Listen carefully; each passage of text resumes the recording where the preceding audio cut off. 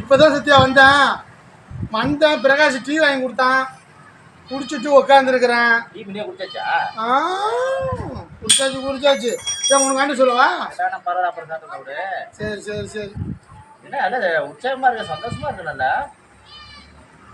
ஐயா சந்தோஷத்தை இருக்கு பார்த்தாரு இவரு. மனசு நிம்மதியே இல்லை சத்யா. நீ வேற ரொம்ப மனசு உடஞ்சி போய் ரொம்ப இருக்க. என்ன பண்றது இல்லை. அதுக்கு ஒரு ஏதாவது ஒரு மருந்து தான் சொல்லு நிம்மதியா இருக்கிறதுக்கு. கல்யாணம் பண்ணாம இருக்கணுமா? எங்கேந்தியா வந்த நீனு? ஐயோ